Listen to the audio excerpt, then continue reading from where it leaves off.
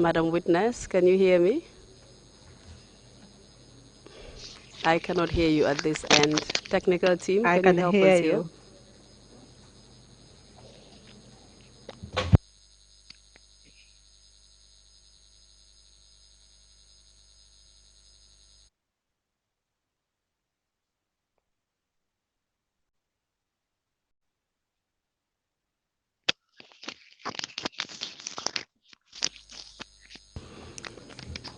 Hello, Mati, can you hear me?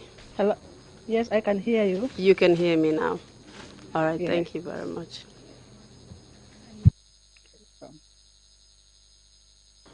Hello, Madam Witness, can you hear me? Yes. Yes, Okay, I can can you hear just you. speak louder? Okay. Can you hear me? Yes, I can hear you. Thank you very much.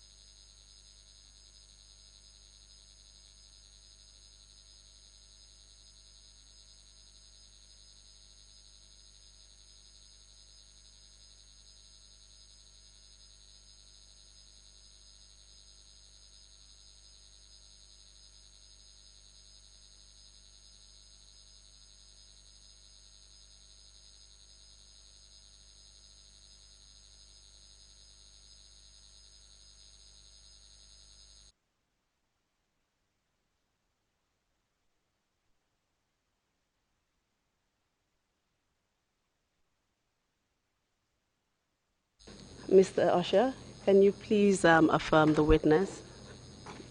Because the witness is on video conference, Mr. Chairman, we cannot actually take her oath, so she will affirm for the purposes of this testimony. Thank you.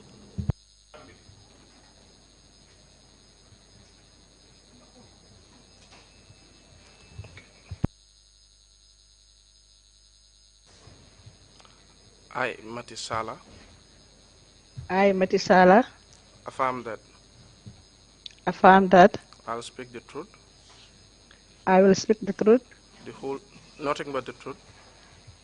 nothing but the truth. Thank you.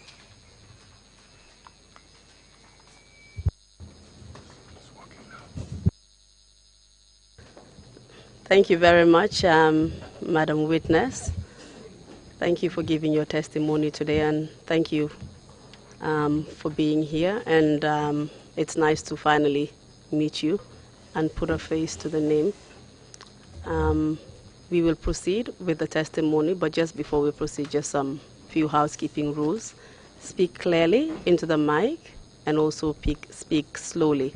Because you're giving your testimony in Wolof as well, we will have to allow time for interpretation of your testimony. So just speak slowly so that the interpreters will have time to actually interpret what you're saying.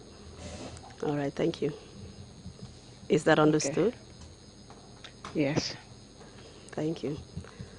What are your names? أعوذ بالله من الشيطان الرجيم. بسم الله الرحمن الرحيم. السلام عليكم ورحمة الله وبركاته. maa ngi nuyu ñëpp ñu fa nekk. I greet man all. maa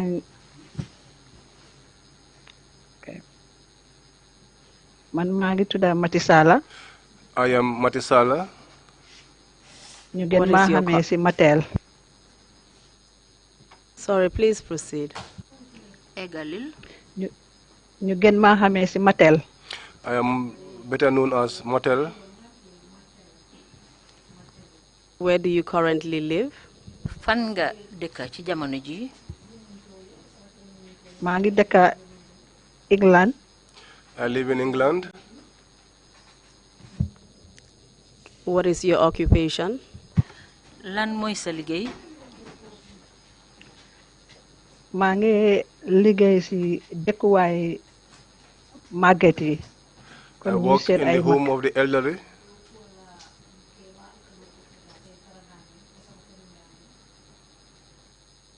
What is your nationality? Yow ban réew nga juddoo? Gambia laa juddoo. I was born in Gambia. And where do you originate from in the Gambia? Ban bor ci Gambia fofu nga fa xeko. maa ngi jógee ci dëkk bi ñu ooyee Saare Amadou Fayol. I am originally from Sare Amadou Fayo.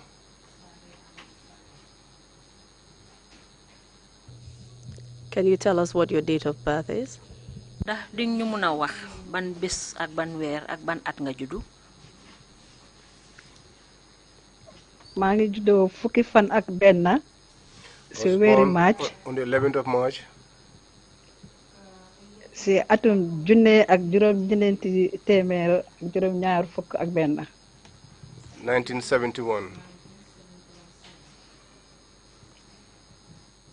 When did you leave the Gambia? Kañ nga bayé ko Gambia fi? February 2005. February 2005. Can you just tell us under what circumstances you left? Ndax di ñu mëna wax ci yan anam nga bayé ko fi Gambia dem? waaw dama bàyyi Gambia pour ñëw fekk fi ci suma jëkkër. I left the Gambia to join my husband.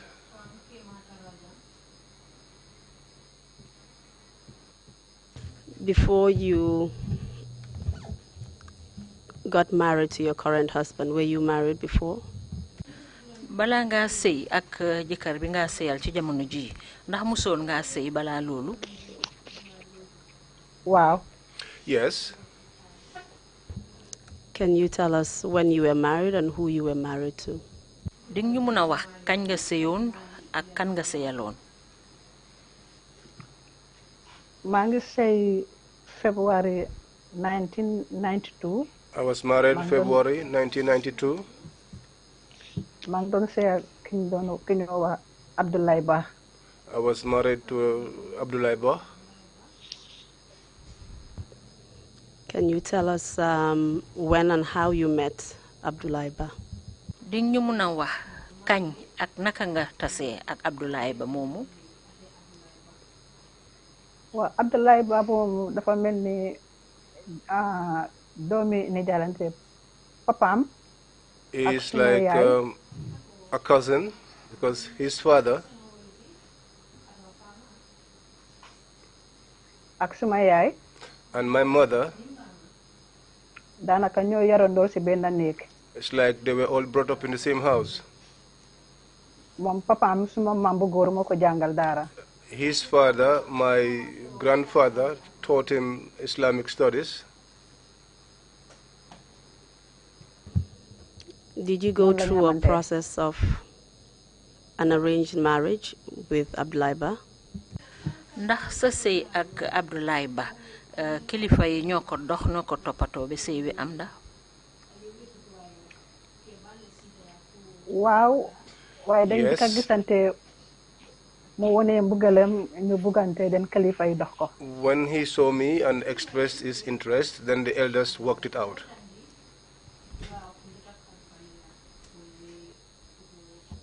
Do you know anything about his educational background and his professional background? Ndax xam nga dara ci mbiri njàngam ak wàlli liggéeyam?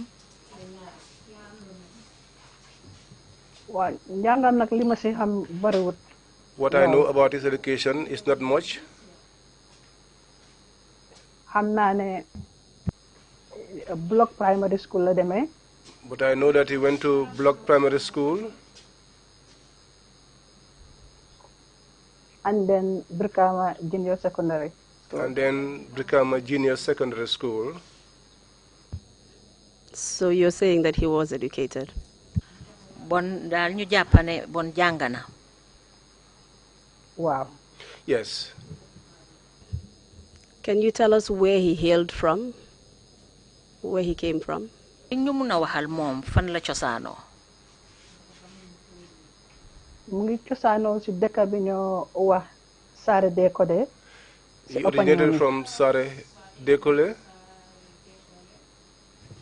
Dekode. Dekode. Where is? Sorry. In Opanyumi.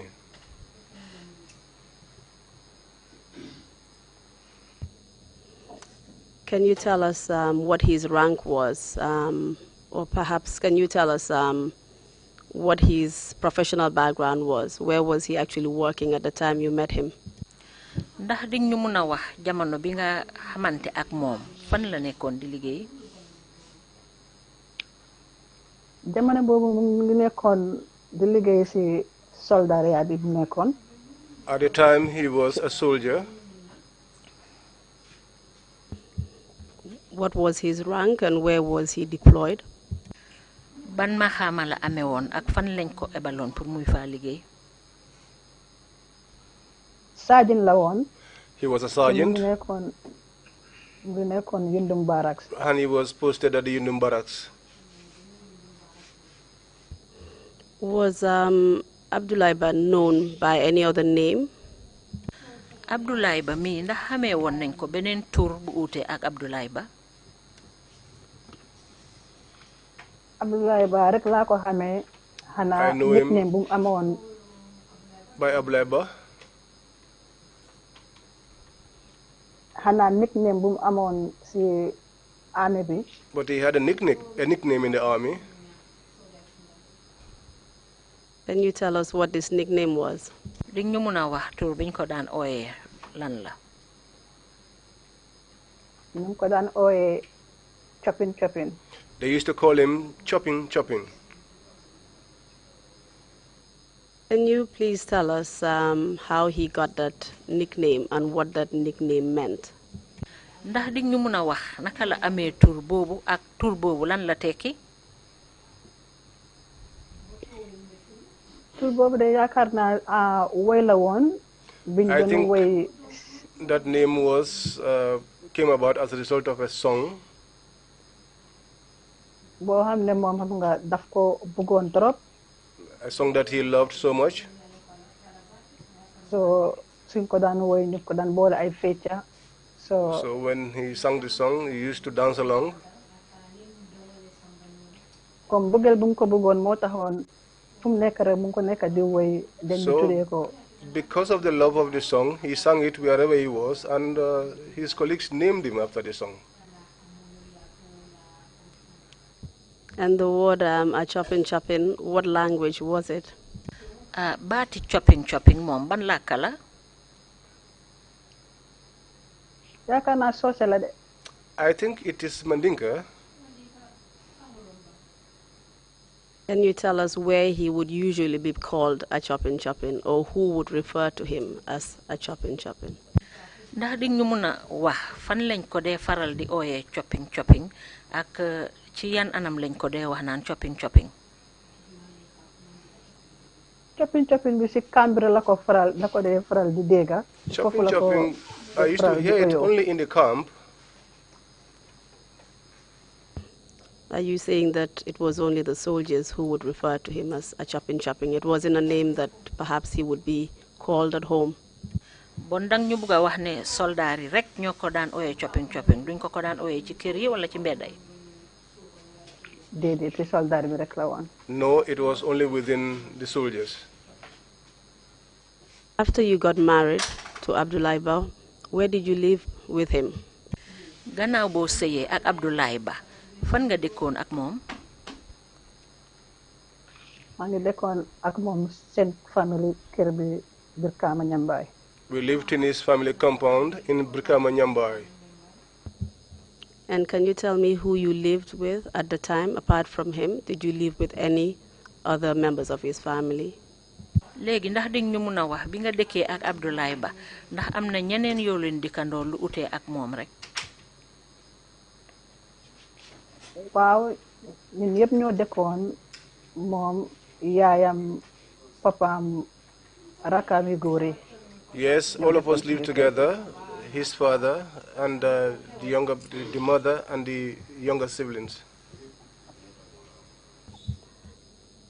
You mentioned that when you got married, Abdoulaye Ba was a sergeant. Was he promoted at any other time before 1994 whilst you were married with him?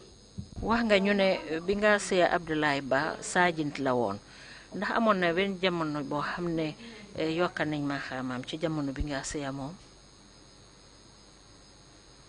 Wow. Yes. amoon na jamono boo xam ne promotoon nañ ko There was yokkoon a nañ time maxaamam to he was promoted staff sergeant. to the rank of a staff sergeant. Did anything happen after he was promoted? Do you have any children with him? am na dara lu xew gannaaw buñ yokkee maxaamam ndax am ngeen njaboot. Wow. Yes. Can you tell us how many children you have and who they are? ñu mun a wax ñaata doom ngeen am ak ñan lañ. am nañ benn doom bu góor.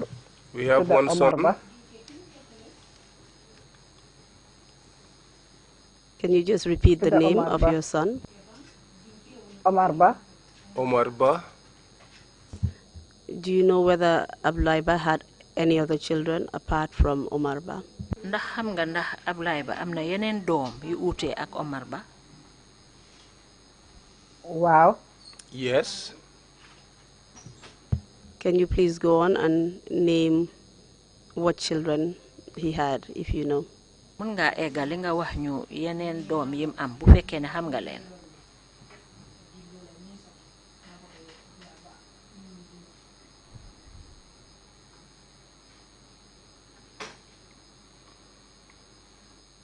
Madam Witness, can you hear us? Did you hear the question that was posed by the interpreter?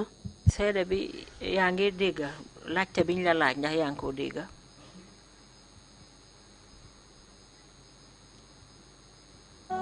It looks like we've lost connection, Mr. Chairman.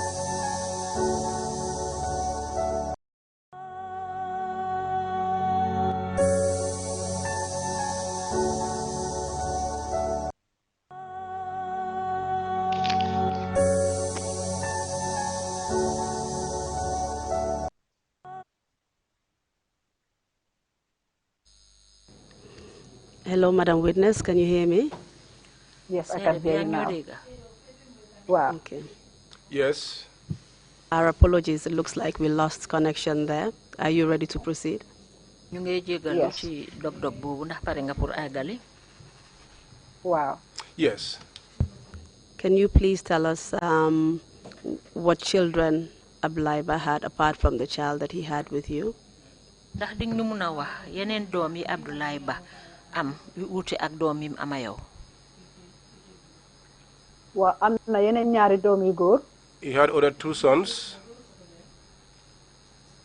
Please tell us who they are. wax ñu ñan la. am na Ousmane Ba. He had Osman Ba. ak Essa Ba. And Essa Ba. Can you tell us if you know their dates of birth from your son, Omar Ba, and the rest of his children? ndax di ñu mun a wax seen bési juddu yi li ko dalee ci sa doom Omar Ba ak yeneen doom yim am. mun naa wax ne Omar Ba rek laa xam date of birth am nag. I can say that it's only Omar Ba whose date of birth that I know of. Please tell us his date of birth. ngeen la wax ñu bési juddoom. 10th November 1993. 10th November 1993. You mentioned that Abdoulaye Ba was promoted to a staff sergeant. After that, was he promoted to any other rank? wax nga ñu fi ne Abdoulaye Ba dañ yokkoon maxaamaam def ko staff sergeant ndax gannaaw loolu nag am na beneen maxaama boo xam ne yokku na ci loolu. Wow. Yes. Okay, please tell us what rank he was promoted and under what circumstances he was promoted, please. wax ñu ci ban maxaama lañ ko yokkal ak ci yan anam lañ ko yokkalee maxaama yooyu.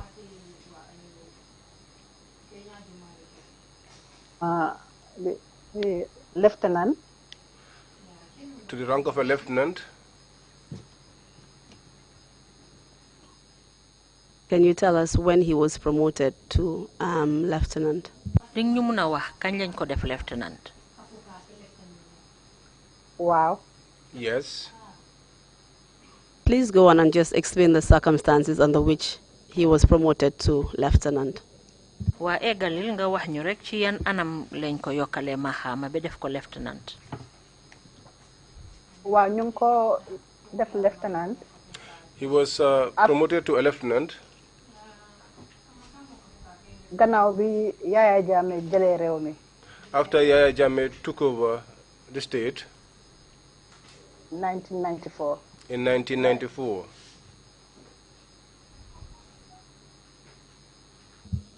Was that on the 22nd day of July 1994? Ndax lolu bési ñaar fukki fan ak ñaar la ci wéru July 1994. Gannaaw July 22nd 1994 la. That was after the 22nd of July 1994. On the 22nd day of July 1994, which is the day of the coup d'etat, where were you? Bési ñaar fukki fan ak ñaar ci wéru July 1994 muy bés bi nga xamné muy won bési coup d'état bi fi ci biir réew mi fan nga nekkoon? Maa ngi woon Dakar, Senegal. I was in Dakar, in Senegal. Can you tell us if you did anything on that day? For example, how did you hear about the news of the coup?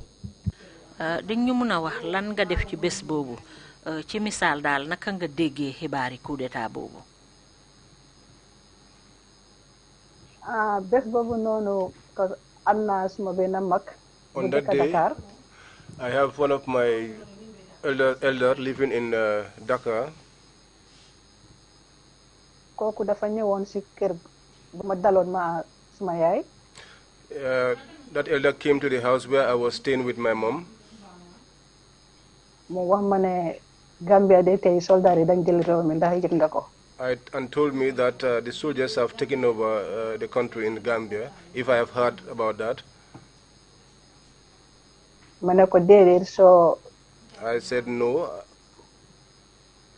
Ñu ci lañ ubbi télé bi dañ ñu gis ñu ko wax ci news bi. So then we switched on the television and we saw the announcement being made.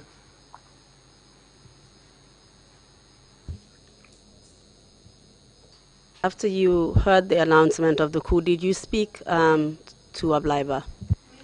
Bi nga déggé ñu yébaane mbiri coup bi ndax wax nga ak Abdoulaye Ba? Wow. Yes. Please tell us what you discussed. Wax ñu lan nga waxa mom? Dama njëkk a dem ci télécentre bi ma call Yundum Barracks. I went to a telecenter and I called the Yundum Barracks. Then ma laajte leen Ablaye Ba. I asked for Ablaye Ba. ci lañ ma wax ne nekku fi mu ngi Farafenni Barracks. It was then they told me that he was not there, that he was in Farafenni Barracks. Then ñu jox ma number Farafenni Barracks bi. Then they gave me a number to the Farafenni Barracks. Then ma call Farafenni Barracks. I then called the Farafenni Barracks. Ma laajte Staff Sergeant Abdoulaye Ba. And I asked for Staff Sergeant Abdoulaye Ba. Then ñu dem ooyi ko. Then he was called. Ma wax ak moom. And I spoke to him. When you spoke to him, was there any important detail that he gave you? Ba nga waxee moom ndax am na benn xibaar gu am solo boo xam ne wax na la ko fa? Daf ma ne la dama fa bu ma waxee ma ne ko ne mu ne ma ne man fii lañ ma indi fan yi nii. He said to me, this is where they brought me these past couple of days. And it is correct that before he was in Farafenni, he was actually at Yundum. That's where you actually left him when you went to Dakar. Ndax dëggal la ne balaa moo dem Farafenni Yundum la nekkoon ndax am sax foofu nga ko bàyyi woon balaa nga dem Farafenni? Waaw fa laa ko bàyyi woon balaa maa dem Dakar Yundum. Yes, that was where I left him in Yundum before I went to Dakar. Tell us when you actually came back from Dakar. wax ñu kañ nga bàyyeekoo Dakar. Just beginning of August. Just 1994. at the beginning of August. Was Ablaiba promoted in between the 22nd day of July when you last spoke to him and August when you came back? Was he promoted to another rank? Abdoulaye Ba diggante bi nga diggante ñaar fukki fan ak ñaar ci weeri July ba jamono ji nga wax moom jamono ji nga dellu si waat ci weeri August ndax yokkaat nañ ma xamaam ci diggante boobu. waaw bi ma ñibbisee balaa maa jógee Dakar fekk moom tam jógee na Farafenni ñibbisi Yundum Barracks. Yes, before I returned from Dakar, he was moved from Farafenni and he returned to the Yundum Barracks. Then bi ma ñibbisee si la ma wax ne promote nañ ko. So when I returned was when he told me that he's been promoted to the rank of a lieutenant. To the rank of a lieutenant. Do you know if he was promoted with any other soldiers at that time? Ndax xam nga ndax bi ñoo yokka ma xamaam dañ ko yokkandoor ak yeneen soldaar jamono boobu. Wow. Yes. Please tell us the names, if you know, of those soldiers who were promoted with him. su fekkee ne xam nga seen tur wax ñu ko ñi nga xam ne ñoom lañ yokkandoor ak moom seen maxaama. waaw am na ñu ma si xam. There are those that I know. Please tell us those that you know. wax ñu ñi nga ci xam. xam naa Lieutenant Samba Bande. I know Lieutenant Samba Bande. Lieutenant Ibrahima MCC. Lieutenant Ibrahima MCC. Lieutenant LF Jame. Lieutenant LF Jame. Lieutenant Aliuba. Lieutenant Aliuba. Lieutenant Papa Nyang. Lieutenant Fafa Nyang. Lieutenant Jibril Sey. Lieutenant Jibril Sey. yaakaar naa yooyu la ak Lieutenant Dot Fall. And Lieutenant Dot Fall. waaw foog naa yaakaar naa ñii la mën a fàttaliku daal si sama xel. I believe these are the names that I can recall. When you came back from Dakar, did Ablaiba tell you anything of significance? bi nga ñibbisee bàyyeekoo Dakar.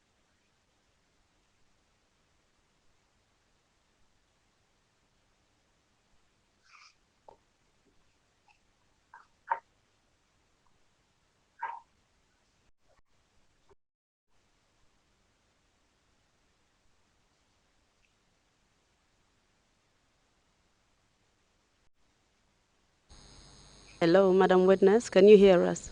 waaw maa ngi dégg léegi. Yes, I hear you now. Can you tell us if anything happened in August 1994? ndax duñ ñu mën a wax ndax am na dara lu xew weeri August 1994. waaw amoon na jamono boo xam ne si weeri August. Yes, there was a moment in the month of August. mus na maa wax ne Yaya. He once said to me that Yaya Jammeh mu ngi ñëw si camp bi. was coming to the camp pour meet officers yi. to meet the officers ak seen jabar yi. and their wives. mu ne ma ndax di nga mën a ñëw yow tam ba fekkee ko. He asked if I could be present. Did you attend that meeting? teewee woon nga ndaje boobu. waaw. Yes. Can you remember what day it was? mën ngaa fàttaliku ban bés la woon. unfortunately nag jàppuma woon bés bi nag fàtte naa. Unfortunately, I cannot recall the date. Please go ahead and tell us what happened on that day. léegi bon eggalil nga wax ñu lana xewoon ci bés boobu. waaw bés boobu xëy naa suba dem si camp bi. That day, I rised up early and went to the camp. ñëw naa teel naa ñëw nag ma dem toog si néegi Sergeant Lysen. I came early, so I went to the room of Sergeant Lysen. Did you meet the chairman as Ablaiba told you? Did you actually meet him? gisante woon nga ak chairman bi comme ni ko Abdoulaye Ba waxee woon. Wow. Yes. Can you tell us if he was accompanied by any other people when he came to visit Yundum Barracks? ndax di ñu mun a wax ndax dafa am ñeneen ñum àndaloon bi moo ñëw nemmeeku si foofu ci Yundum Barracks. Wow. Yes. Please go on and tell us. wax ñu ñan la.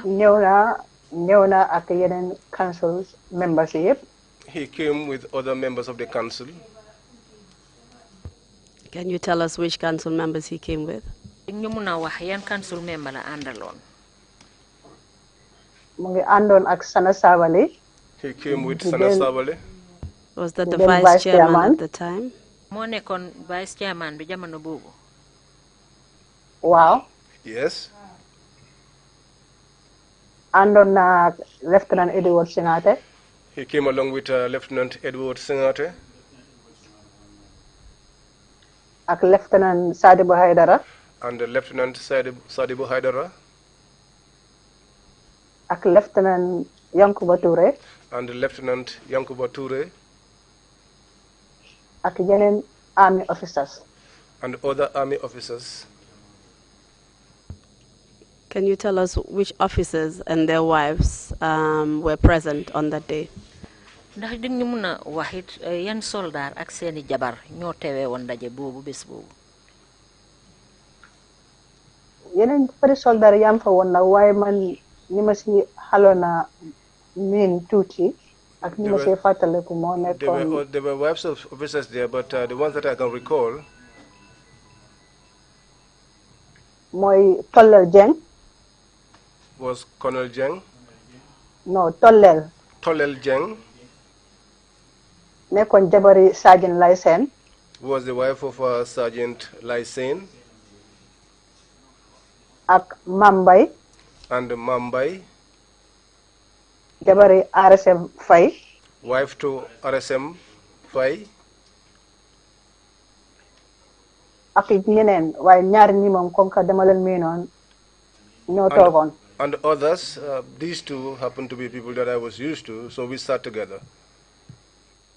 These were the wives of the officers that you named. Were there any other officers present that you can name? ñii ñooy jabari soldaar yi nga wax ndax am na yeneen soldaar yoo xam ne mun nga maa limal ñan la ñoo xam ne ñoom it ñu nga fa woon. waaw am na yeneen soldaar yu fa nekkoon nag. Yes, there were older soldiers present. Kindly tell us their names if you remember. wax ñu seen tur bu nekkee mun nga koo fàttaliku. gis naa fa ku mel ni Lieutenant Samba Baldewaat. I saw. gis naa fa Lieutenant Samba Balde. gis naa fa Lieutenant Jibril Sey. I saw Lieutenant Jibril Sey. gis naa fa Lieutenant Aliouba. I saw Lieutenant Aliouba. LF Jammeh. LF Jammeh. Lieutenant Fafa Nyang. Lieutenant Fafa Nyang. Lieutenant Dot Fall. Lieutenant Dot Fall. Lieutenant Jibril Sey. Lieutenant Jibril Sey. ñu bari daal. Many others. Can you just tell us in general whether most of these officers who were present on that day had recently been promoted after the July 22nd coup? ndax di ñu mun a wax ndax ñoom soldaar yooyu fa teewoon yépp ci bés boobu ñoom bokk nañ ci ñi nga xam ne dañ yokk seen maxaama yàggu da gannaaw bu coup d'état bi amee. Wow. Yes. Can you remember the 10th day of November? mun nga fàttale ko fukki fan ci weeri November. Wow. Yes. Can you tell us what happened on that day? Di ñu mun a wax lana xew ci bés boobu. Wow. Bés boobu de si suba. In the morning of that day. About 6:30 si suba. About 6:30 in the morning. Ablaye Ba pare na pour dem liggéey. Ablaye Ba prepared to go to work. Si la ma wax ne maa ngi dem liggéey waaye tey duma ñëw dama fanaan ndaxte ma nekk duty si gàttoom bi. It was when he told me that today I am going to work, but I shall not return. I'll spend the night because I will be on duty. Mu ne ma ba pare waa tey la Omar am 1 year. He also said to me, because today is when Omar is 1 year old. Mu ne ma dinaa dem Nemakunku si bëccëg. He said to me, I will go to Nemakunku in the afternoon to visit him. Pour wisaale ko happy birthday. To wish him a happy birthday. Omar was your son. Omar Is that correct? Non la. Wow. Yes. Did he eventually leave the house? Ndax bàyyee ko woon na ci néeg ba nag dem gannaaw bi. Waaw ndaxte dafa am benn military jeep bu ko jël si woon. Yes, because he was picked up by one military jeep. Did you see him go off? Gis nga ko bi moo dem. Waaw ndaxte topp naa ko ba si bunta bi. Yes, because I followed him up to the door and I stood there and I saw him get into the vehicle. ba pare ma wave ko. And then I waved him. Can you tell us where he was going? Di ñu mun a wax fan la doon dem. Daf doon liggéey. He was off to work. And where was that? Fan la doon liggéey ji. Yundum Barracks. Yundum Barracks. Did anything else happen on that day after Ablaiba left for work to Yundum Barracks? Am na leneen lu xew ci bés boobu gannaaw bu Abdoulaye Ba demee lu xew ci Yundum Barracks. Mun nga bamtuwaat loolu. Can you repeat that question? Laajte bi. Can you repeat that question? Mu ne ndax am na leneen lu xew gannaaw bu fa Abdoulaye Ba bàyyeekoo ndax am na leneen lu xew foofu ci Yundum Barracks bi. Madam Interpreter, that was not my question. Madam Witness, the question is, did anything else happen on the day after Ablaiba left for Yundum Barracks? Mu ne ndax am na leneen lu xew ci bés boobu gannaaw bu Abdoulaye Ba bàyyeekoo Yundum Barracks. Lu xew rek mooy daf ma waxoon ne si bëccëg dina dem suñu kër Nemakunku dem seeti Omar. What happened was that he told me that in the afternoon he will be going to our house in Nemakunku to check on Omar. Do you know if he eventually got there? Did he see Omar? Xam nga ndax eggoon na fa ndax gis na Omar. Waaw demoon na. Yes, he did go. Please tell us what happened when he went to visit Omar. Did anything unusual happen? Ngel wax ñu lan moo xew bam demee seeti Omar ndax am na lu fa xew loo xam ne daal daanut faral di am. Waaw bi ñëwee na ñu ne mu fa eega boori takusaan. He said he went there around evening time. Wala dem na foofu at that time seeti Omar ama moom time jullee fa takusaan añ. I had some time with Omar, ate lunch there. Then mu nekk fa ba boori 6:30. He was there until around about 6:30. Towards 7. Towards 7. Si la tàggatoo mu ne mu ngi ñibbi. That was when he announced that he was departing home. Then ñu ne Omar lonku si tànkam bi di jooy. Then it was narrated that Omar held on to his leg and was crying. They said he wept bitterly. Then his father held him.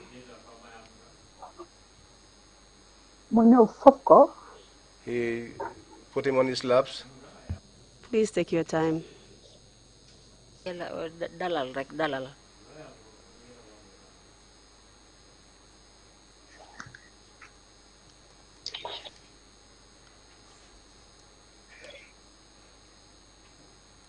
Are you ready to proceed? Wow, okay. Yes, I am okay. Please adjust your screen, Madam Witness.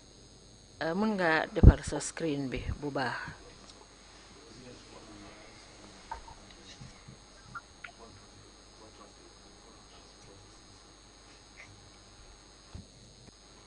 Okay. Please proceed. Egalil. Waa ñu ni si la Omar téye si tànkam bi di Omar jooy jooy métti pour hold on to his leg and was crying. bëggutoon papaam dem. He did not want to let go of his father. Then suma brother bu nekkoon si kër bi Yunus Then my brother who was in the house, Yunus, mu ñëw nax Omar ba jël ko si loxo papaam. came and cajoled Omar and eventually took him away from his dad.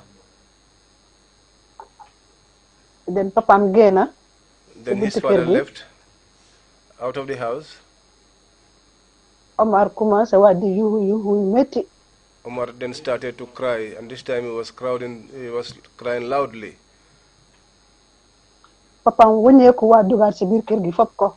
His father returned back into the house and took him on his lap. Naxaat ko ba si kanam. Played with him for a while. Then suma sister ñëwaat jël ko si loxoom Marie. Then my sister Marie came and took him off his hands. Papaam joxe waat gannaaw Omar commencé waat. As soon as his father left, Omar started to cry again. Papaam ñëwaat si gàttal daal wëññeeku waat na si kër gi ñetti yoon. His father returned, to put it short, his father returned to the house 3 times. Did he eventually leave? Ndax mujjee naa dem. Waaw waxoon nañ ko ne ñu ne ko kon xale bi nangu doo fanaan mu ne déedéet duma mën a fanaan ndax They had said to him, since the child does not want you to go, why will you not spend the night? But he said no, he had to go. Because wàccagul liggéey. Because he was still on duty. He did not close. He had to return to the camp. It is correct that this was the 10th day of November 1994. Ndax dëgg la ne lii mooy woon fukkeeli fani November 1994. Wow. Yes. Did you and Omar see Ablaiba at any time after this date? Ndax yow yaa Omar gisaat ngeen Ablaiba gannaaw bés bi? Déedéet. No. Can you remember the 11th day of November? Mën ngaa fàttaliku fukki fan ak benn ci weeri November. Waaw waaye balaa fukki fan ak benn fukki fan bi still on the 10th of November. Yes, but before that, on the 10th of November, in the night.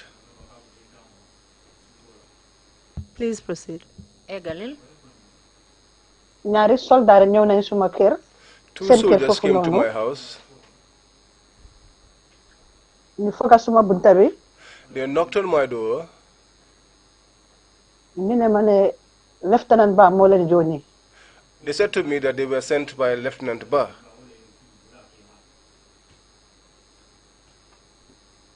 Pour ñu jël si ceremonial uniform bi. So that they could collect his ceremonial clothes, ceremonial uniform. For rehearsal bu waroon a am that Friday. For a rehearsal that was to take place on a Friday. pour remembrance day bu waroon a am Sunday boobu. For the Remembrance Day, which was to take place on the Sunday. Did you recognize any of the soldiers that came to your house? xamee nga soldaar yooyu ñëwoon sa néeg. Déedéet. No. Was it usual for Ablaiba to send anyone or any soldiers to collect anything from the house? ndax Ablaye ba dinay faral di yónni soldat wala yónni ni daal pour mu ñëw jël si dara ci néeg bi. Déedéet. No. su ko def. He's never done that. Please tell us what you did next. waaw léegi wax ñu nag lan nga def gannaaw loolu. waaw bi mu ñëwee ñu wax ma loolu. So when they came and Fekk told maa me ngi- that, fekk maa ngi woon si néeg bi di waxtaan ak jarbaatam rakam ak jabari rakam. at the time I was in the house talking with his nephew and the younger sister. So noonu laa duggee suma néeg ubbi suma armoire génnee uniforme am. So that's how I got into the house, opened the cupboard, and brought these ceremonial uniforms ak dàlla. and the shoes.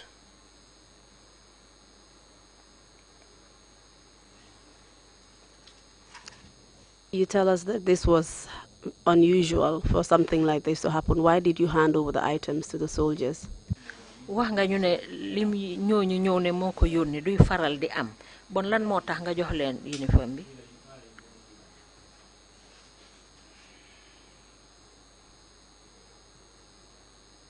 Madam Witness, are you still there? seede bi yaa ngi fa yaa ngi ñoo dégg. Are you still there, Madam Witness? Yes. Can you hear us now? léegi Yes. yaa ngi ñoo dégg. My last Wow. question. Yes. My last question to you was, why did you hand over the items to the soldiers knowing that this was something unusual that had never happened for soldiers to come to the house and ask for anything on behalf of your husband then, Ablaiba? li ma la mujjee laaj mooy ne lan moo tax nga joxe uniforme bi gannaaw boo xamee ne sa jëkkër duy faral di yónni kenn pour mu ñëw jëlal si ko bagage si biir néeg bon lan moo tax nga jox soldaar yi uniforme Abdoulaye Ba yooyu. li taxoon ma joxe uniforme bi mooy ne The reason why I gave the uniforms is that because waxoon na ma si suba si dafa fanaan du ñibbisi. because in the morning he told me that he would spend the night there, that he wasn't coming home. ba pare waxoon na ma ne dress rehearsal dafa am si Friday boobu. And he had also told me that there was going to be a dress rehearsal on the Friday. So aw ma si woon ñaari xel. So Ma ne I kon did ka not yónnee have na any doubts.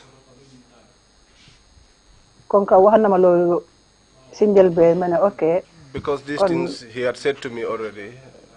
So I said, okay. moo taxoon ma joxe uniforme bi. And that was why I handed over his uniforms. Can we proceed to November 11th? Kindly tell us what happened on that day. léegi nag ñu jublu ci novembre fukki fan ak benn ndax di ñu mun a wax lana xew bis boobu. Well, November 11 dama eewu suba. November 11, I wake up in the morning. waroon na dem liggéey ndaxte teacher laa woon. I was supposed to go to work because I was a teacher. waaye dama eewu mel ni ku feebar. But I woke up and I felt like sickly. den ma ne tey moom duma mën a dem liggéey suma yaram bi neexuma bu Then I baax. said to myself, today I will not go to work because I'm not feeling all that okay. waaye ma ne dama xaar ba 8 o'clock. But I said I will wait until 8 o'clock su ko defee ma dem si téléphone booth bi. so that I could go to the telephone booth ma call school bi. and call the school pour ma wan la ne dama feebar duma mën a liggéey si bis boobu. to notify them that I was sick and shan't be coming to work. Did you receive any information on that day? am na benn xibaar boo jot bis boobu. waaw. Yes. Please tell us what information you received. wax ñu ban xibaar nga jot. waaw bi ma jógee noonu 8 o'clock ma ne maa ngi génn dem si téléphone booth bi pour ma When call I school bi. left around 8 and said I was going to the booth to make that call, si laa dajee rakki suma jëkkër. I met up with a younger sibling of my husband. mu ngi tudda Serif Ba. His name is Serif Ba.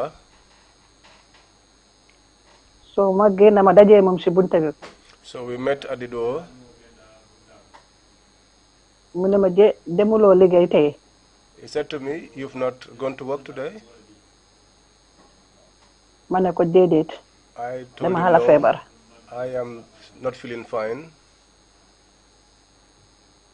mu ne ma ne ndax yëngal lu xew. He said to me, "Are you aware of what has happened?"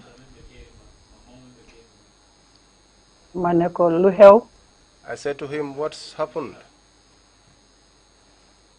mu ne ma ne dégg naa. He said to me, "I heard ñu ne soldaar yi dañ doon reyante démb si guddi si barracks bi. that the soldiers were killing each other at the barracks." si laa ko laaj. And then I asked him, mu ne ko yow foo déggee loolu. "Where have you heard this information from?" mu ne ma daf doon génn mu dégg ko si mbedd bi nit ñaa ngi ko waxantoo. He said to me he was out and about and he had people talking about it. Please tell us what barracks you refer to, that he referred to. wax ñu ban barracks la doon wax noonu.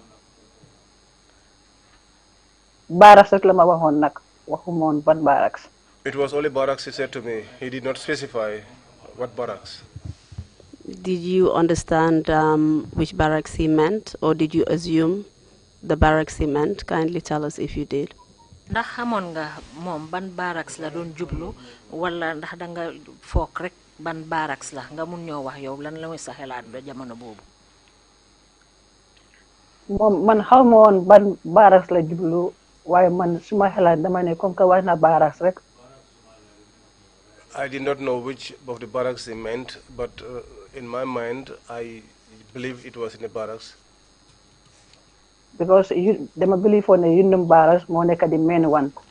Because I believe that Yundum barracks was the main barracks.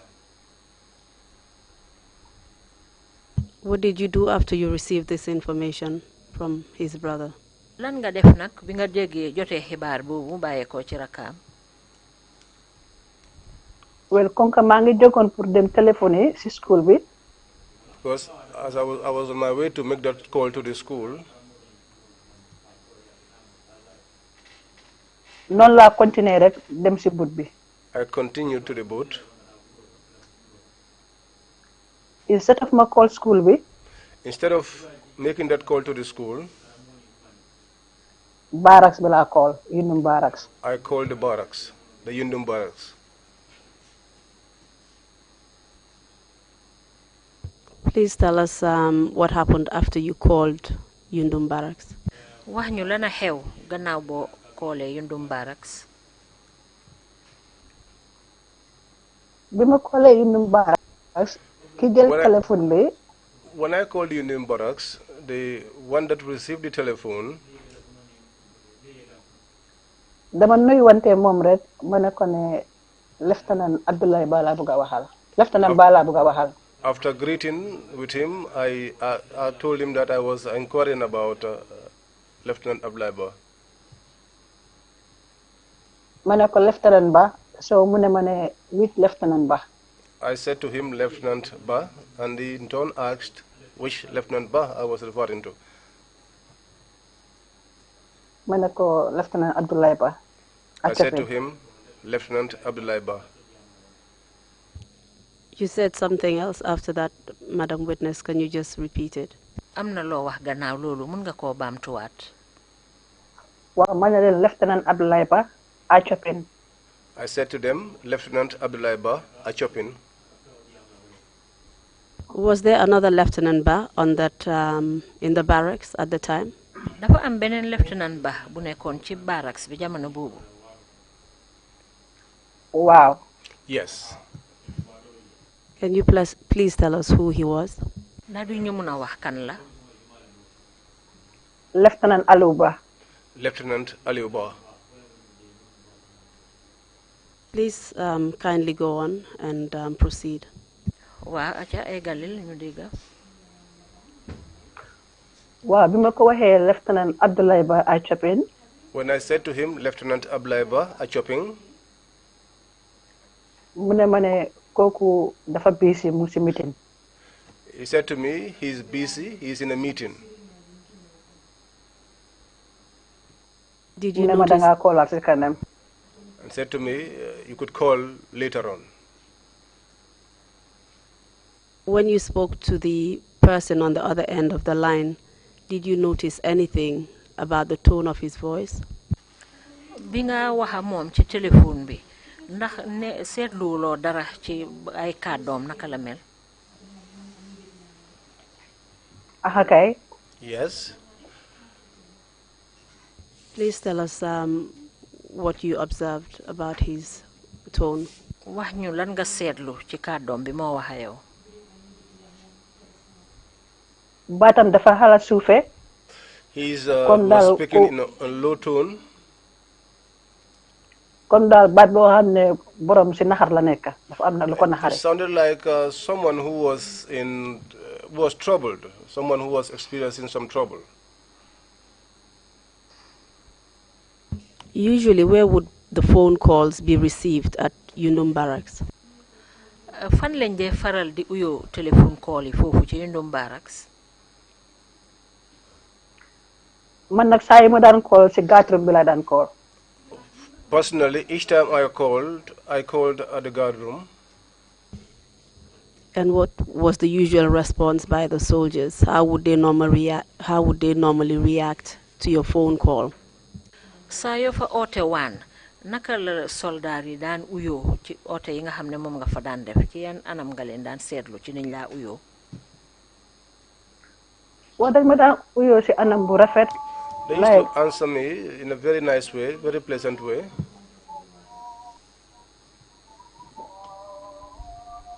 Did they exchange pleasantries with you, for example? Can you repeat that, sorry? Did they exchange pleasantries with you, for example? Greetings. ndax dinañ dee wéccee wante di nuyu wante ak yow saa yoo fa ootee ndax dinañ dee faral di nuyu wante yow. Waaw awa saa yi ma daan oote foofu noonu di ko laaj dama daan nuyuwante ñoom dañ ma daan wax ne ok nekku fi su nekkee jege ñu fa dañ ma daan wax ne oote laat dañ ko dem ooy. Yes, each time I called, we used to exchange pleasantries, and if he wasn't around, they will ask me to hold the line, and then someone will call him. So what happened on this day? lan moo xew nag léegi ci bés boobu. Bés boobu dafa ute bu baax jamono bi ma daan woote foofu ak bés boobu noonu. That day was different completely from the other times that I usually called in.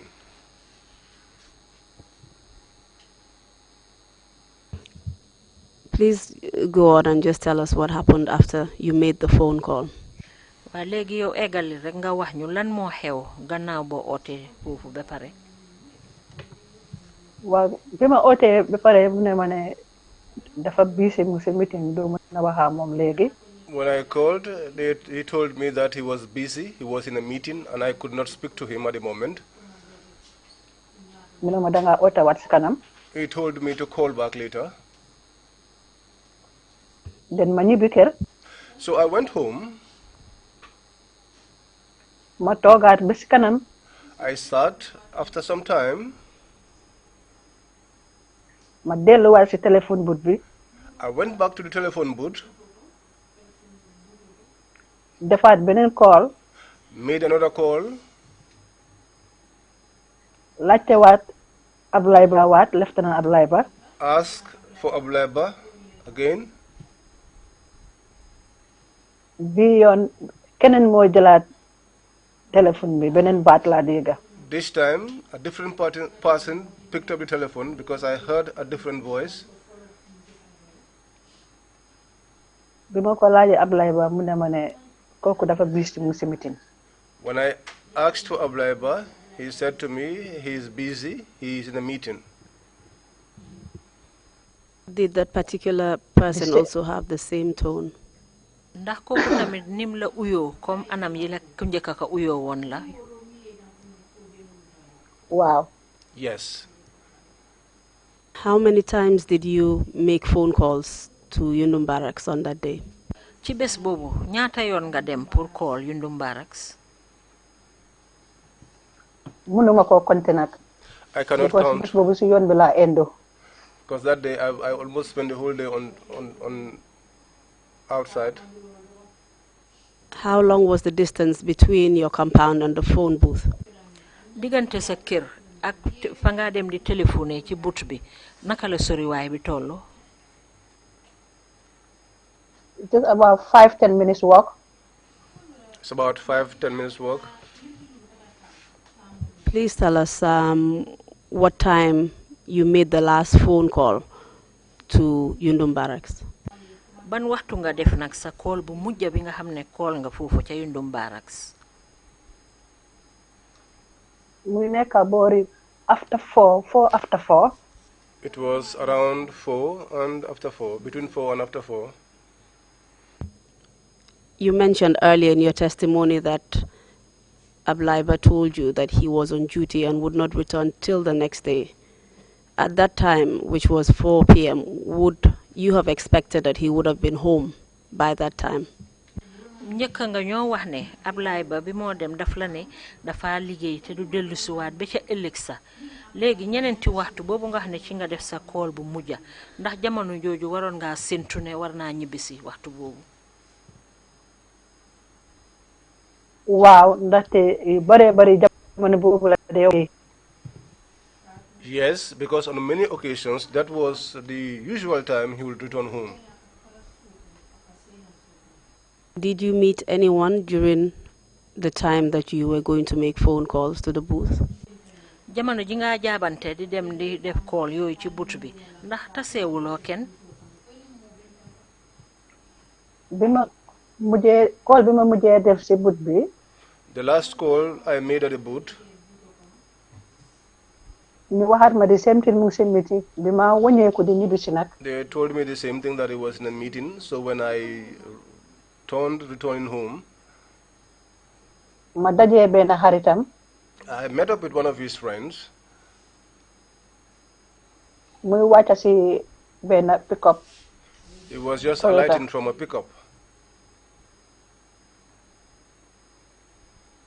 What was the name of that friend? xaritam boobu naka la tudda? mu ngi tuddoon Kawsu Baaji. His name was Kausubaji. Was he also in the army? moom tam soldaar la woon. waaw. Yes. Did he tell you anything? wax na la dara? déedéet bi ma ko gisee muy wàcca si. When I saw him alighting, si laa taxaw. that was when I stood. xaar ko ba mu egsi si man. I waited for him to come up to me. man nuyu wante moom. We greeted. ma ne ko ne yow ana saawaay. I said to him, where is your friend? mu ne ma ne mu ngi si camp bi. He said to me, he's at the camp. And who was this friend you were referring to? xarit bi nga wax ni kan la? Kawsu Baaji. Kausubaji. I meant you asked him, where is your friend? Which friend were you referring to? You asked Kausubaji. dama ne bi nga laaj Kausubaji danga ko ne ana sa xarit bi moo tax may laa laaj ban xarit nga koo wax noonu, ban xarit nga koo laaj? Ablaiba suma jëkkër. Abdulaiba, my husband.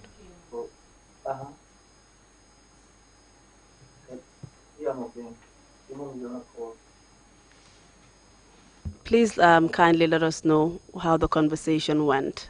Did you notice anything odd about his behavior? waxal ñu nag bi nga wax ak moom naka la demee ndax seetlu nga benn soppeeku ci waxtaan bi ngeen doon def. waaw bu ma ko waxee ne naka la te kaw ana saawaay nag. Yes, when I asked him, Kausu, where is your guy? mu ne ma ne anyway mu ngi si camp bi dafa xala busy nag. He said to me, anyway, he's in the camp, but he's somehow busy. ma ne ko waaye mu ngi si jaama. What I asked him, is it all right with him? mu ne ma foog naa mu ngi si jaama waaye. He said to me, I think he's okay. waaye nanguwutoon suñu bët yi nekk benn. But he would not look me in the eyes. So ma gis ne ba pare mu ngi wax di dox comme parewut a taxaw daal pour. So as he was speaking to me, he was walking along. It appears to me that he did not want to talk to me. Then bu mu joxee gannaaw. So when he went and gave me his back. Then ma am suma xel tey daal si lu ma wax. So my mind was disturbed about what he said. It said to me. Then ma ne okay foog naa li ma def mooy xaaral ma dem si barracks bi. I said then now I think what I have to do is to go to the barracks myself. Did you eventually get to the barracks, and what happened when you did? demoon nga ci barracks bi ak su fekkee ne dem nga la na fa xew.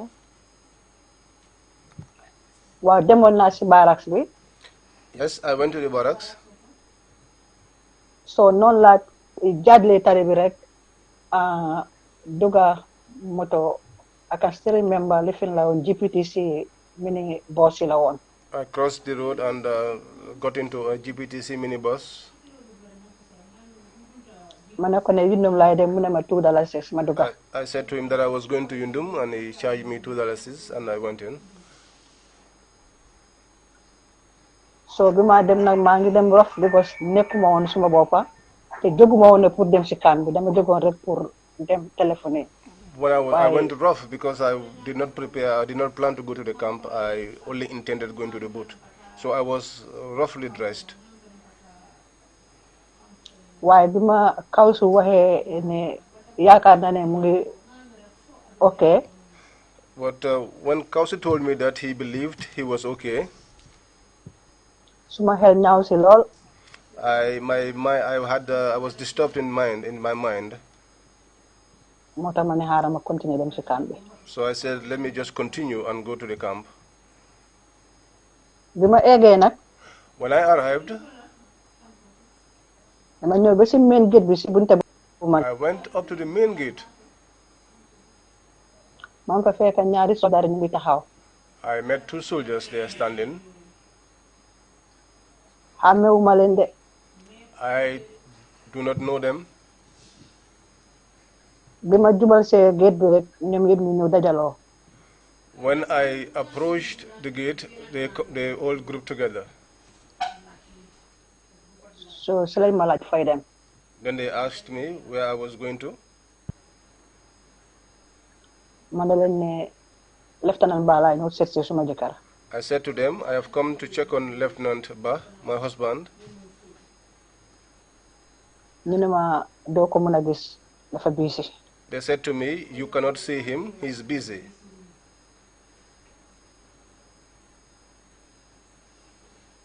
Did you notice anything about the environment or atmosphere at the camp? Can you kindly describe what you noticed?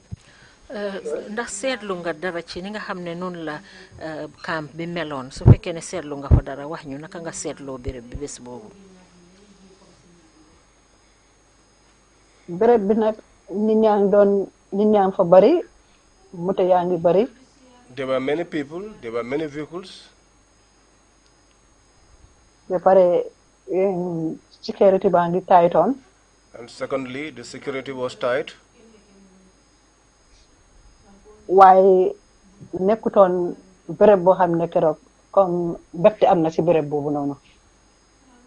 It did not look like a calm or a happy environment that day. When you visited Yundum Barracks on other occasions, how did you find the environment or the atmosphere? So demaan foofu ca Yundum Barracks yeneen jamono naka nga daan fekkee foofu naka la daan mel. jamono boobu daf daan utee because soo daan dem Yundum Barracks. Those days it used to be different because if you went to the Yundum Barracks, saka soo daan daje koo xam ne xamante ngeen ci soldaar yi. especially if you meet up with someone among the soldiers that you were acquainted with. nuyoo yi reetaan yi kaf yi. You greeted and you joked and you laughed. ak ñoom yi neen tam seen biir tam ñu daan kafe. And even within themselves, the way they would joke amongst one another. soo daan dugg si bara dang daan xam ne fii moom naka la ti jàmmaa fi nekk. In those days, when you got into the camp, you would notice that this is a peaceful place. Did you eventually leave the barracks, and can you tell us how you left the barracks? Gannaaw gi nag ndax da nga wàññeeku jógee ci barracks bi ak nga wax ñu naka nga jógee ci barracks bi. waaw jógee woon naa si barracks bi waaye bala ma fa doon jógee fekk def naa ñaan naa leen ba sonna. I left the barracks eventually. bal ma rek. But before then, I had pleaded with them severally. pour ñu bala ma dugg si biir rek. To allow me to enter the camp. waaye nanguwuñ. But they will not agree. Then am na benn moto bu doon génn si camp bi. Then there was a vehicle leaving the camp. So buñ ubbee bunta bi pour moto bi romba. When the gate was opened for the vehicle to pass, man tam ma bëgg a dugaale. I gaaw also fekk tried gisin ma. to sneak inside. waaye kenn ki gis na ma mu ñëw téye ma si loxo. But one of them fii la saw ma me téye si and he mbagg. came and grabbed me by the arm. mu ñëw téye ma nag jiital ma comme nekk suma wet daal di dox ak man. He came and he held me and he put me in his front. It's like we were walking side by side. He held me by the arm. mu ne ma ne si soose ndaw si. He said to me in Mandinka, lady, soo bëggee jàmm. if you want peace, ñibbil. go home. léegi mu téye ma fii si loxo nag jiital ma si yoon bu sew boobu noonu. Then he held me by the hand and I was in front of him on that narrow road. bu ko dafa amoon yoon bu sew buy génn si tali bi si boori nete bi. There was a narrow road from a tree going to the highway. dafa ma indi ba boor boobu noonu mu defee mu bàyyi ma. He brought me up to around that tree and he left me to go. Did you eventually get home? ndax demoon nga nag ñibbi sa kër. waaw waaye taxaw naa fa lu yàgga di xool si biir camp bi. Yes, but I stood there for a long time looking inside the camp. so ma xalaat ma ne ok kon léegi xaaral ma ñibbi amatu dara li ma mën a def. So I thought to myself and said, now let me go home because I do not have anything more to do here. so noonu laa jëlee moto ñibbi si kër bi. That was how I boarded a vehicle and went home. When you got home, did you get any more information about the events of November 11th? Bi nga ñibbee ca kër ga ndax jotaatoon nga yeneen xibaar lu aju ci fukki fan ak benn ci weeri November. waaw bi ma ñibbee kër nag ba si ngoonaa ngoon. Yes, when I got home and late in the evening, lañ dégg si radio bi ne. then we heard on the radio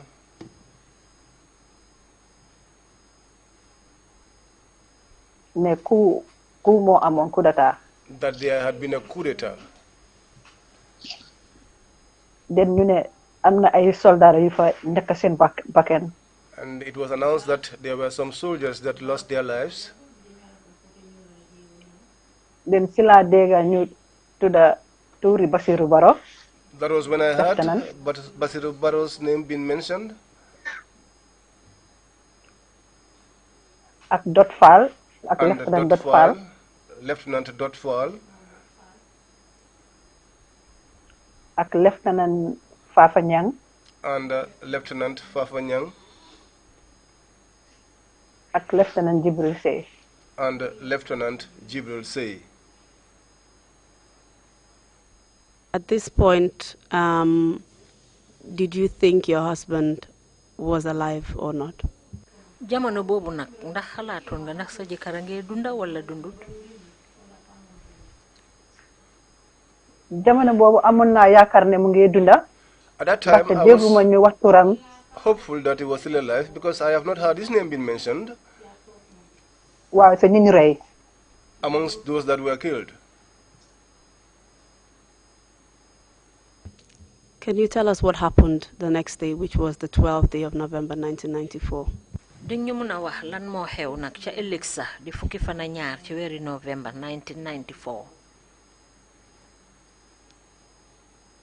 waaw the same thing rek dama eewaat nekkaat di téléphone. Yes, the same thing. I woke up and continued making telephone calls. Did you get anywhere with the telephone calls? ndax amoon nga dara nag ci téléphone call yooyu nga xam ne yaa ngi ko doon def.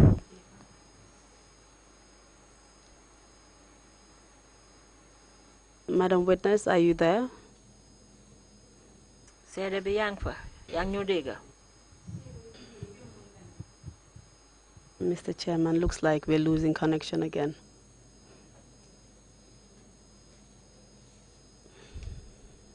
Madam Witness, are you there? Yeah. seede bi yaa ngi fa yaa ngi ñoo dégga. waaw ma ngi leen a dégga léegi. Yes, I hear you now. Can I have a response to the last question I asked you? Did you get anywhere with the phone calls on that day? di nga mën a tontu laajte bi ma la mujjee laaj nag ndax oote yi nga doon def ci téléphone bi na dara fa xeekoo na ci. dara. Nothing. même kii bi da lañ ma daan jot tontu bi mu ngi busy. The same answer I have been getting, that he's busy. What about the next day, the 13th day of November, which was supposed to be the Sunday of the Remembrance Day, Remembrance Sunday rather? naka ca ëllëg sa nag di fukki fan ak ñetta doon bési dimanche bi nga xam ne nag ci lañ doon waajal match boobu nga xam ne moom lañ waroon a def pour fàttaleku bakkan yi rotoon ci xeex ba. waa dimanche boobu nag. Yes, on that Sunday. man doon tooga si gannaaw. I was cooking behind the kitchen. xale yaa ngi doon fo si biti jarbaatami ak yeneen xale li dëkkandoor yi. The children were playing around, his nephews and the other children. Then all of a sudden benn jarbaatam ñëw daw si Osima. Then all of a sudden one of his nephews came and called me. tudda Sira Jallow. Niece rather, that's called Sida Jallow. Then mu ñëw mu ne ma ne yumpaañ. And said to me, Auntie, mu ne ma ne soldaar yi ñu ngi dugg sa néeg de. soldiers have entered into your room. So si laa toog ma ne ay soldaar suma néeg. That was, I jumped and I said, soldiers in my room? So noonu laa dawee jógee si waañ bi jubal suma néeg. So I ran away from the kitchen and I headed to my room. So bi ma dugga suma néeg si laa dajee ñoom si bunta bi ñu ngi génna. As I was getting into my room, I met up with them at the door. They were also just coming out. So ma laaj leen lu xew. I asked them, what's the matter? waaye waxuñ dara. waaye am na ki ma fa xàmmee. But there is one that I know, recognize.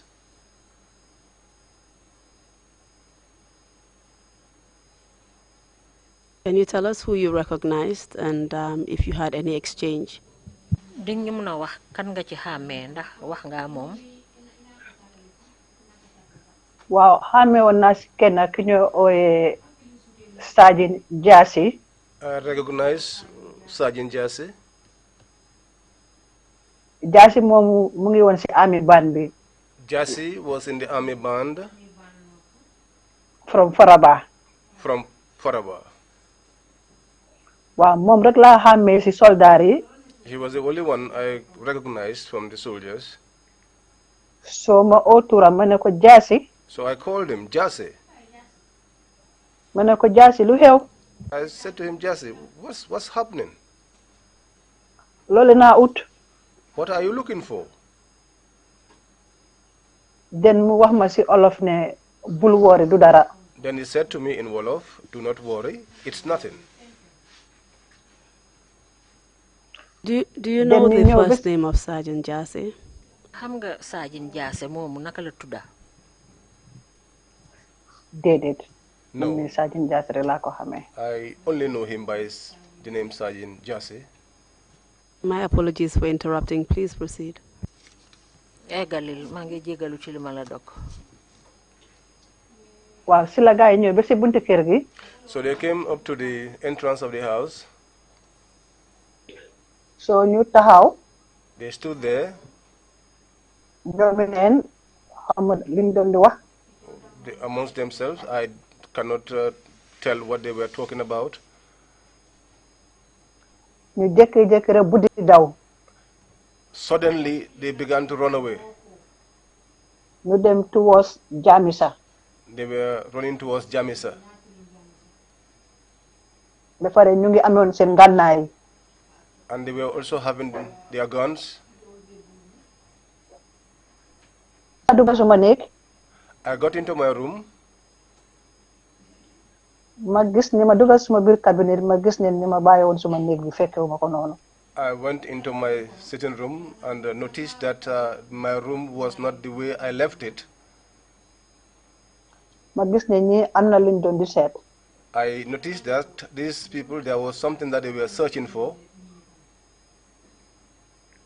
Ma gis ne ñu ngi mel ni day ekkati woon suma éponge bi ci lal bi. It looked like they had raised my sponge. Yëpp a ngi jaxasoon daal am na luñ doon di ut ci gàttal. Things were ruffled inside the room. It was obvious they were looking for something. Did you form any impression about your husband's whereabouts after you saw the soldiers searching for something in your house? Gannaaw boo gisee soldaar yi ñëw nag di visiter sa néeg noonu ndax jéem nga xalaat nag sa jëkkër moom fan la tollu? Only xalaat bu ñëwoon ci suma xel bi mooy ne. The only thought I had in my mind. Ne xanaa kon Ablaye Ba dafa rëcc daw. It was that perhaps Ablaye Ba had escaped and ran away. Loolu moo tax gaay yi ñëw di seet di ko seet.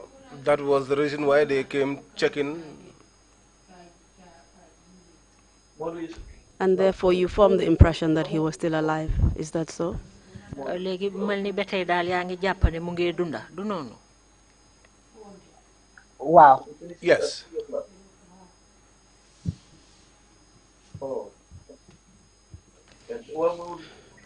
Can you please just move on to the events after that and what you did next?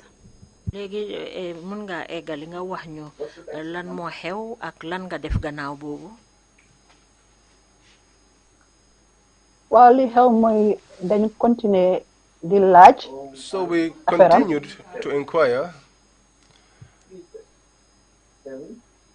Madam Witness, considering the fact that we don't have that much time, I know that you had taken a lot of steps and went through considerable length to search for your husband at the time. Can you just give us a summary of what efforts you made to actually find him? Thank you. Seede bi xam nañ ne amuñ waxtu wu bari te xam naa ne am na jéego yu bari yoo xam ne jël nga ko pour xam sa jëkkër ci yan anam la tollu waaye ndax di nga ko mën a tënk rek waxal ñu jéego yi nga def ba bi nga xamee mbiram naka la tollu. Waaw laajte naa ñu bare bare. Yes, I asked so many people.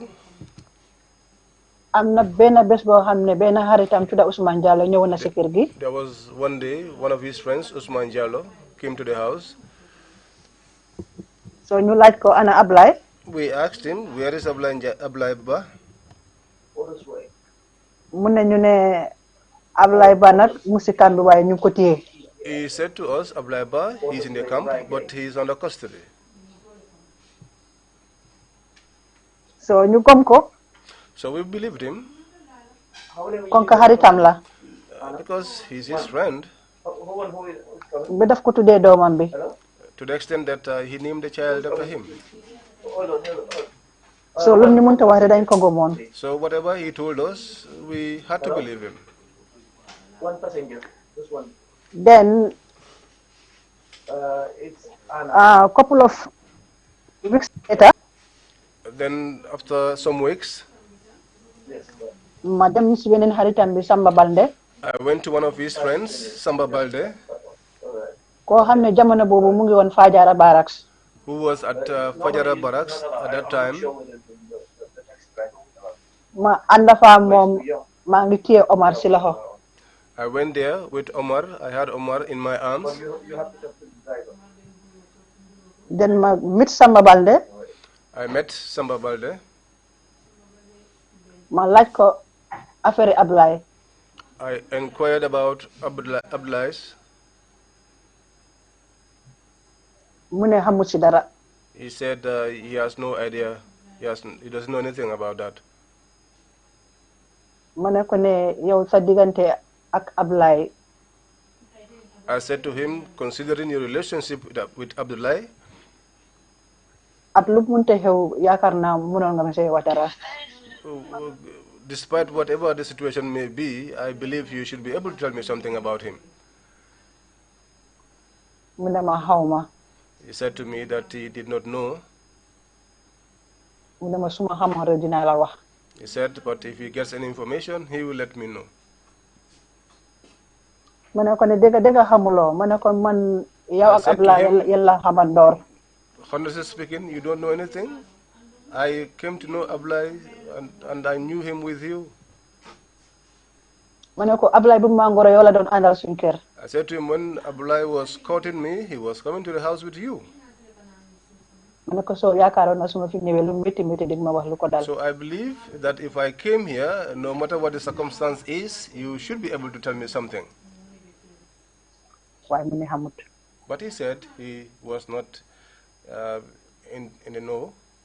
Did you believe him? Did you believe that he did not know the whereabouts of your husband or what happened to him? Gomon nga ko gomon nga ne xamut ci sa jëkkër dara wala xamut ci mbiram dara. Mun naa wax ne seen diggante nu meloon du ma te moom tam mu ngi woon si service bi jamono boobu du ma gom ne moom xamutoon si dara. I can say that given the level of the relationship and given that he was in the army at that time, I could not believe that he would not know anything about him.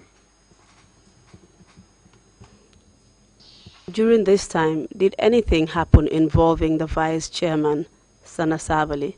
Can you please tell us if there was? Jamono boobu nag ndax am na dara loo xam ne xew na ci vice chairman Sana Savali ndax di ñu ko mën a wax boo ko xamee. Waaw papi Ablay bu ndaw demoon na seeti Sana. Yes, Abdullah's uncle went to check on Sana. Pour laajte ko yëfi Ablay. To ask him about Ablay. Waaye jëlewu fa woon lu ko ne. But he did not return with any good news. Si liñ ma wax ñu ne Sana daf ko fa toroxal. According to what I was told, they said that Sana made him to suffer. Toroxal ko de comme like rusloo ko daal. He belittled him. So jëlewu fa daal lu ko ne. So he did not return with any good news, with any pleasantry. After this, did anyone ever tell you the whereabouts of your husband? Did you get any information about that from anyone? Gannaaw loolu ndax am na kenn ku la wax sa mbiri jëkkër amoon nga benn xibaar boo xam ne jot nga ko ci mbiram. amoon na benn soldat bi ma musa dajal xamoon naa ko personally. There was one soldier that I met up with. I know him personally. bi ma dajee moom ma nuyuwantee moom ma doxantu ak moom ba si biir kër gi. When we met and suñ kër greeted, I walked with him to our house. suñ kër ay mi Nema Kunku fu ma su këri suma yaay. At my mother's house in Nemakunku. den maa ngi àndoon ak jarbaati Ablaye. Then I was working with a nephew of Ablai. mu ne ma ne ñu ne dégg naa ne yaa ngi laajte sa mbiri jëkkër. He said to me, I heard that you are inquiring about your husband. ma ne ko ne waaw. I said to him, yes. mu ne ma man de am na li ma si xam. He said to me, there is something that I know. mu ne ma waaye bugguma suma tur feeñ. But I do not want to be associated, I do not want to be revealed as the informant. ma ne ko bu soobee yàlla duma musa ngang sa tur. I said, by the grace of God, I shall never mention your name. So mu ne ma ne yaakaar naa daal dafa bokk si ñu rey. He said to me, I believe he was amongst those that were killed.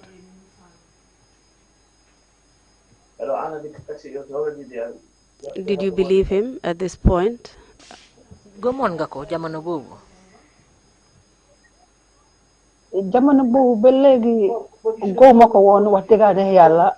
At that time, up to now, I did not believe him, to be honest to God, because ndaxte dégguma benn official announcement ne dañ ko rey. because I did not hear any official announcement that he's been killed. When did this conversation take place? Sorry. kañ nga doon wax ak waa jooju noonu kañ la woon. fekk am na ay weer de.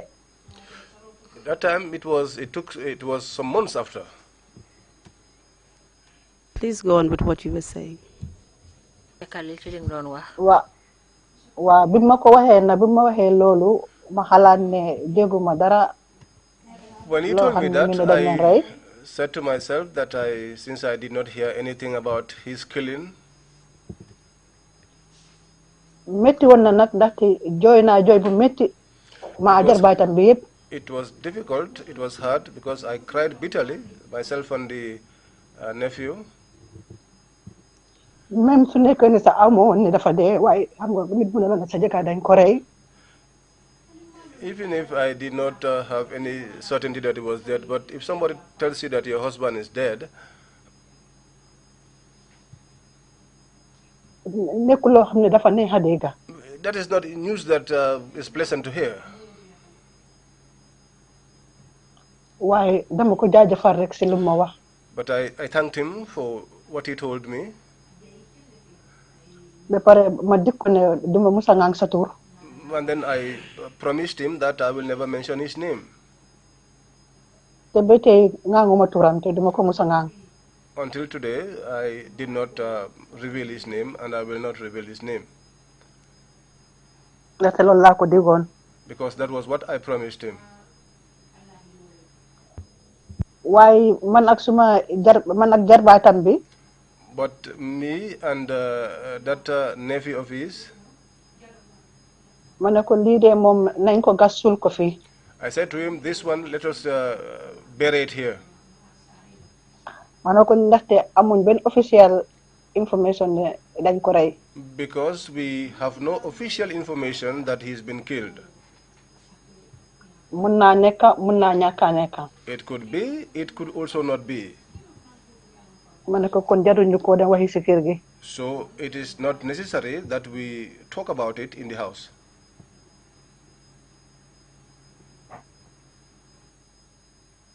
Can you please tell us, after all the events that happened on November 11th and the efforts you've made to find your husband Ablaiba, can you tell us what impact this had on you, your children, or your child and his other children, and also other members of his family?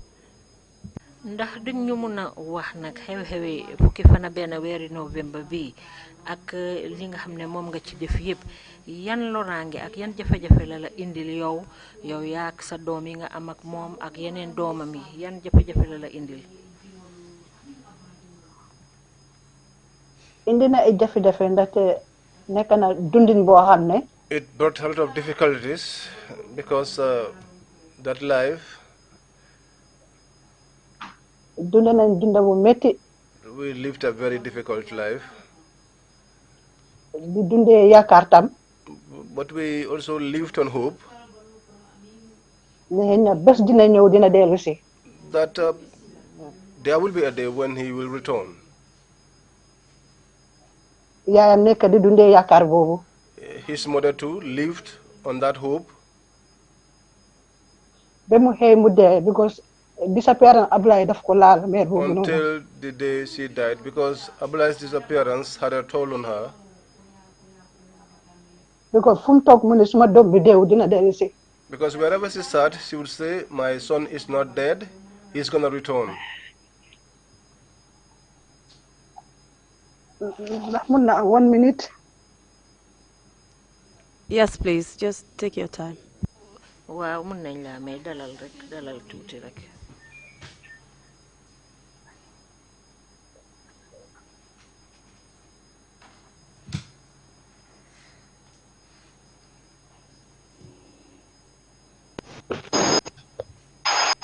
Hello, Mariama. Naam. Hello. Naam, ñu ngi lay dégg.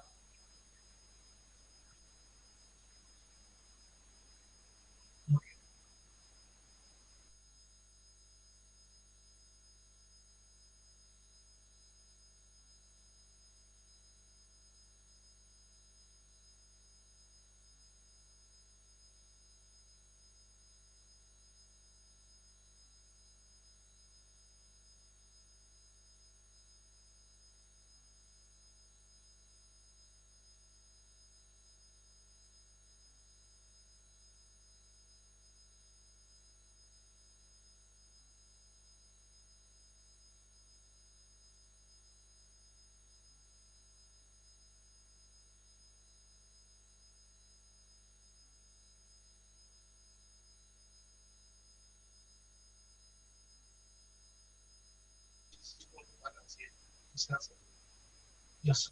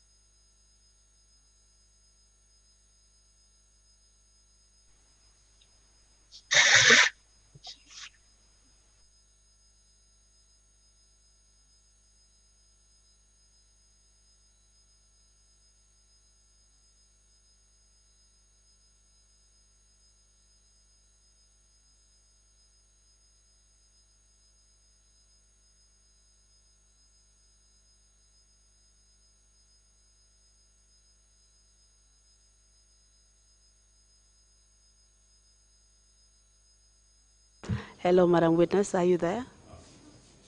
seede bi ndax yaa ngi fa.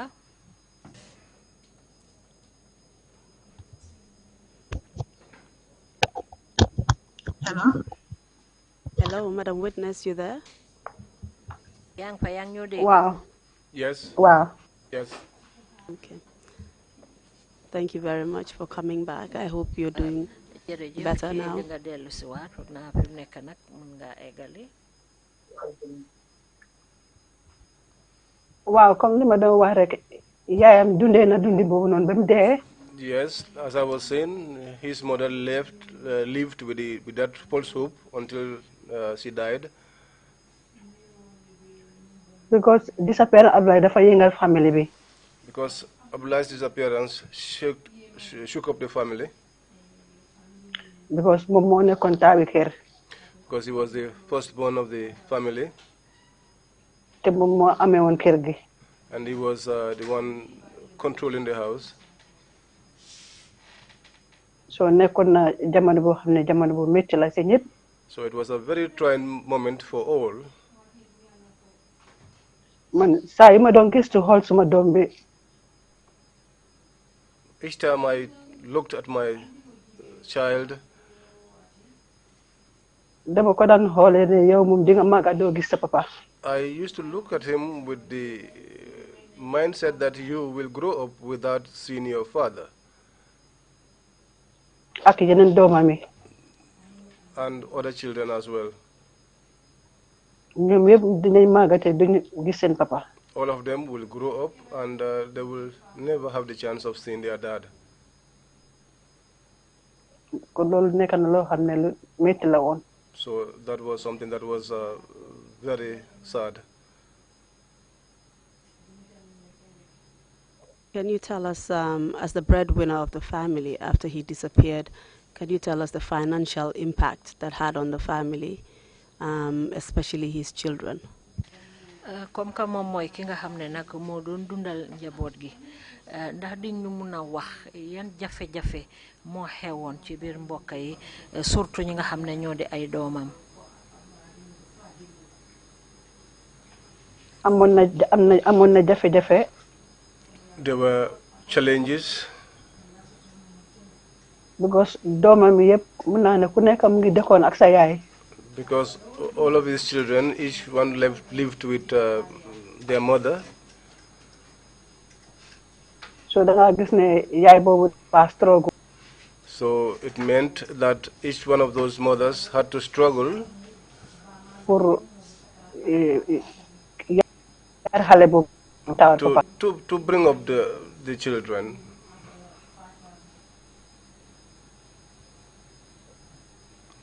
Was there any time in which you actually had to intervene to provide for any of the kids? Ndax amoon na yenn jamono yoo xam ne yow ci sa boppa nag yaay jógal sa boppa nag pour dundal doomam yooyu noonu. waaw amoon na jamono boo xam ne maa ngi doon teach Brufut school. There was a time that I was teaching at the Brufut school. That was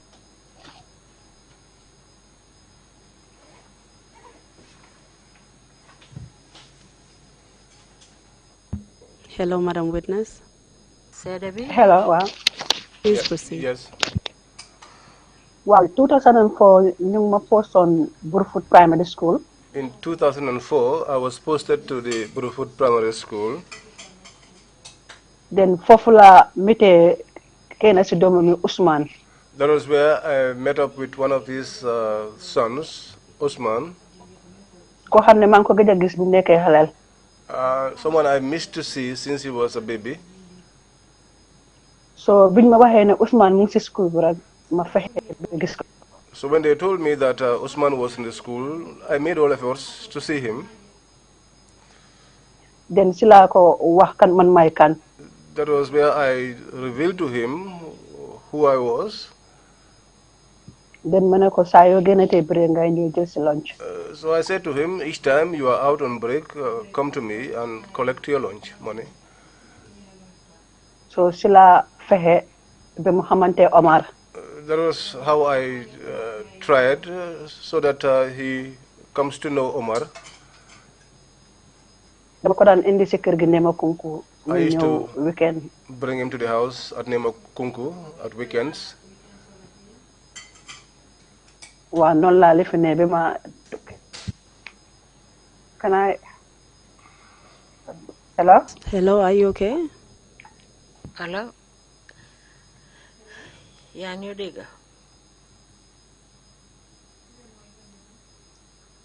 Hello, Madam Witness. seede bi yaa ngi déggante ak ñun.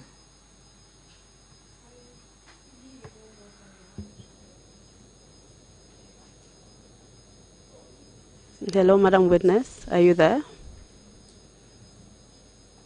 Hello. seede bi.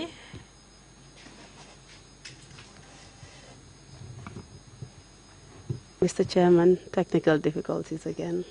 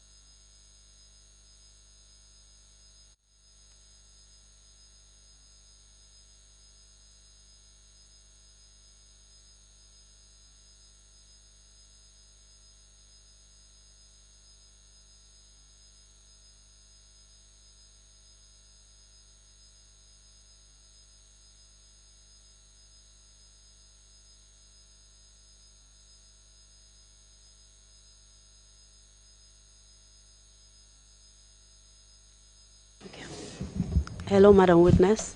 Hello, Madam Witness. Hello, seede bi. Hello, my mic doesn't seem to be working.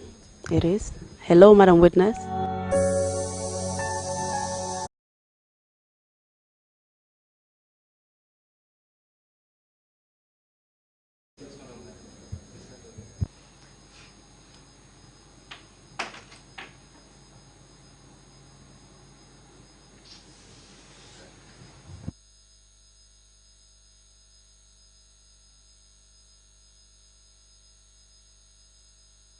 Mr. Chairman, I understand they're trying to reconnect the witness. Apparently her system has gone off.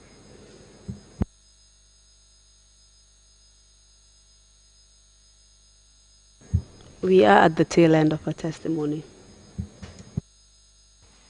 Thanks for that advice, Council. Let's just wait for the reconnection. Thank you. Thank you.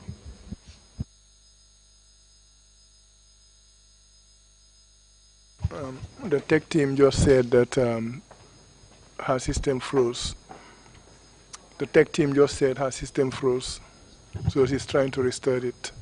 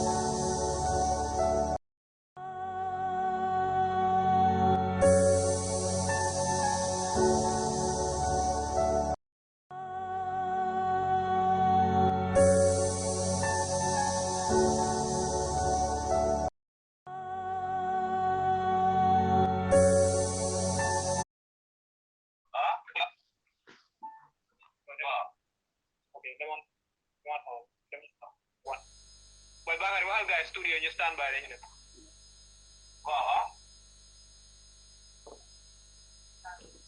non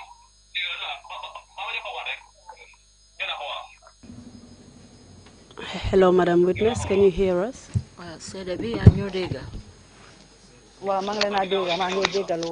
Yes, I hear you, and I apologize. That's no problem.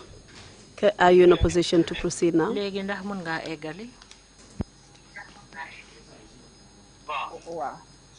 Yes. Just proceed briefly so that your battery doesn't end up dying again. What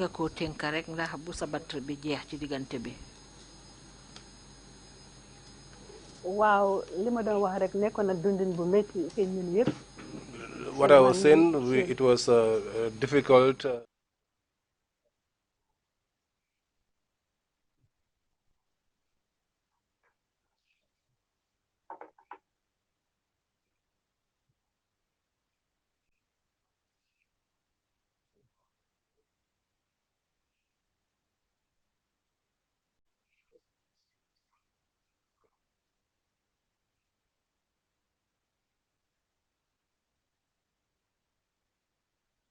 Hello, can you hear us? Are you there? Yes, because I wasn't hearing anything, but now I do hear you. The last thing you said in your testimony was how you were helping Usman Ba out. That was the first son of Ablaiba. Can you tell us if you had any cause to pay his school fees at a certain point, and just continue from there and tell us what the impact was? Finga emon rek moy fi ñu doon waxee ni nga doon jàppale Ousmane Ba muy taawe Ablaye Ba ndax dañu mën a wax ndax danga ko doon dimbale di ko fayal jàngam wala déet. Wow, after bi ma bàyyee teaching field bi ba in 2005 ma ñëw fii. After I left the teaching field in 2005, ma ñëw England, so loosoon naa communication ak Ousmane. and went to England. I lost communication with Osman. Almost like 2 years later. Almost 2 years later. Sila amati contactam, so mu won ma ne mu ngi toog demut school. It was when I re-established contact with him. So mu won ma ne mu ngi toog demut school. And he told me that he was not going to school school fees because he's got no one to pay his school fees for him. So sila ko wax ne na sa yaay dem any school bu am rek mo laajte fee bi ñaata la.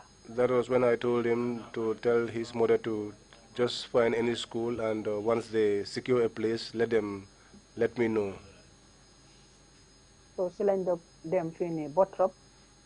Then they went to Bottrop. High school bu nekk Brikama foofu. Bottrop High School in Brikama. So ñu wax ma bill bi, so ma nekk di ko fayal. And then they gave me the bill, and I began to pay for him. Grade 12 until he completed his grade 12.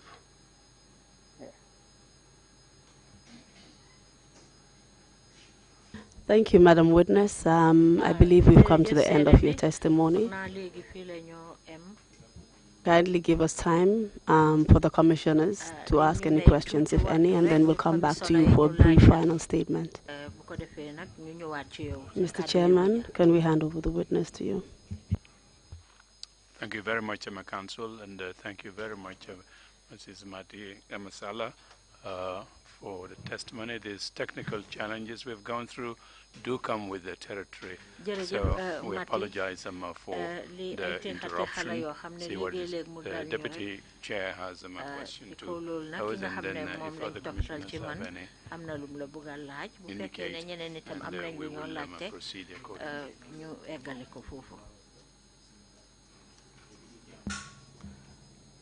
Thank you very much, Mati. How about Omar? Where is he? Mati, naka Omar nak mom fan la neka? Omar nak mu ngi won Nemakunku ci loxo suma yaay ak Omar was in Nemakunku with my mom until 2009. Until 2009. sila ko indi England. That was when I brought him over to England. How about Esa? Naka Esa nak?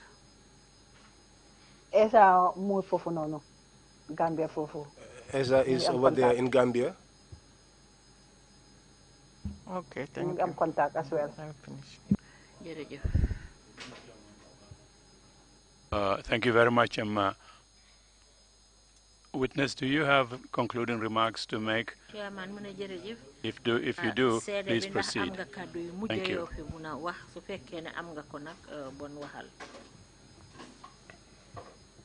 Well, kaddu yi ma am pour wax rek.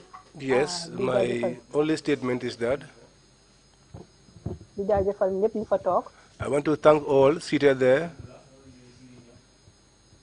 ba pare di ñaan si Yàlla subhanahu wa taala bi rek. And I also want to pray to God.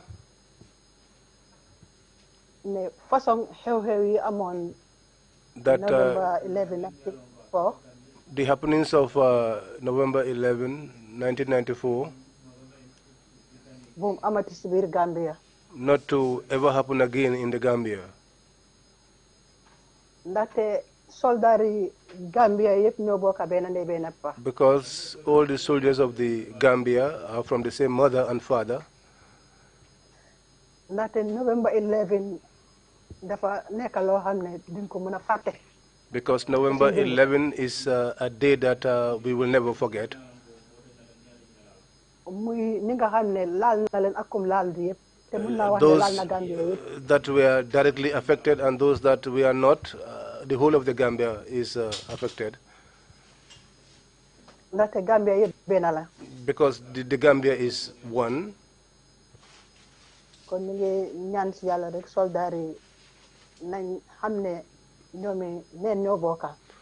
I'm praying to God so that the soldiers to realize that they are all one people. Army bi nu meloon bu njëkka. The way the army was before.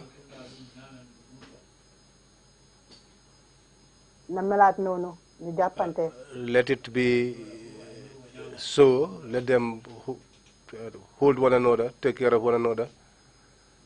waaye nga tiim sa moromi soldat koo xam ne yéen a doon daane di jóg nga koo teg. Because of facing your fellow soldier that you are struggling day in, day out and shoot him. loolu dara gënu koo métti te dara gënu koo ñaaw. There is nothing worse than that. te ñu ngi ñaan nguur gi tam. We also plead to the government ñu jàppale soldat yi. to take care of the soldiers. ndaxte soldat yi ñooy doomi adama yoo xam ne ñooy aar dëkk bi. Because the soldiers are the guardians of the nation. kon nag jar nañoo bàyyi xel. So they should be always taken into consideration.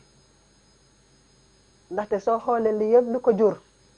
If you look all of these happenings, what was at the root of it? ba mu jur November 11. The root of November 11. kon nga xam ne soldat yi amuñu woon kontaan nañu woon. Then you would know that the soldiers were not happy. waaw gannaaw loolu nag maa ngi jaajëfal ñëpp parce que ñaan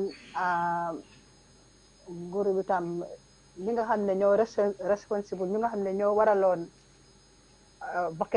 bakkan yu daanu yëpp. That aside, I'll also plead to the government so that those that were responsible for the deaths that occurred, na loi def liggéeyam. that let the law take its course. ñoo xam nag nuñ koo defee. They know how they would want to go about it. te ñu ngi ñaan tam bu dee naka la ti mun nañoo joxewaat ñi nga xam ne ñoom ñoo ñàkk seen bakkan te fuñ nekk. If they can give those that died their families that are here. Because ñun suñ maas yi yëpp gisuñu néew. Because people like me, we have not seen their corpses.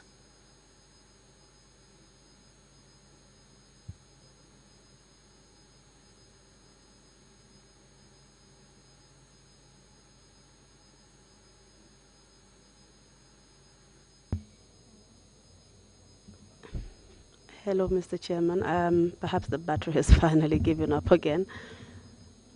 May we seek your guidance on how to proceed if we can't get a connection?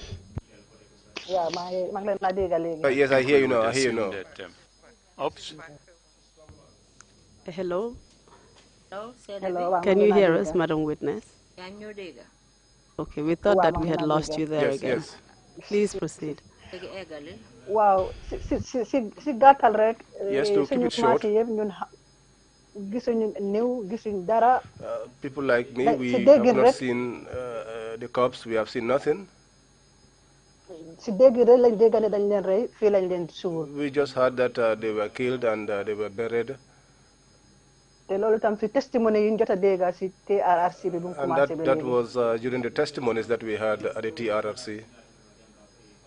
ne waaye dañ leen rey te fii lañ leen suulee. mooy si That they fan bi killed them waaye and dañ leen xam ne si they dara. were buried. waaw so loolu dañ ñu ngi koo ñaan. So we asked for that. waaw te loolu la daal si gàttal. That's it, to keep it short.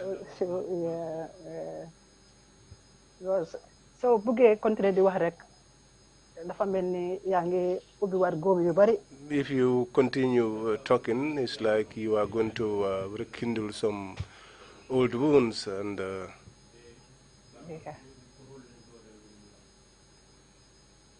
gannaaw loolu daal maa ngi jaajëfal ñëpp di nuyu ñëpp. I thank all.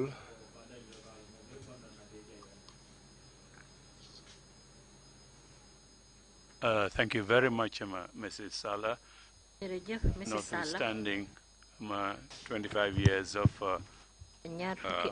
pain and suffering, you still have the strength and the wise words in your concluding remarks. We thank you very much. So that if it freezes, we would have finished them with you. If the technology freezes us out again, we'll do that. And then the rest is only internally for us here. But again, thank you so much for taking the time to be with us here today. Council, I guess some witnesses are lined up for tomorrow, so we would end the proceedings today and meet again tomorrow morning, 10 o'clock. Can you confirm that witnesses are lined up for tomorrow, please? Yes, indeed, Mr. Chairman. Witnesses are lined up for tomorrow. Brilliant. So we'll go ahead and do that. Tomorrow morning, 10 o'clock sharp, we meet here again. Meeting is adjourned. Thank you all very much.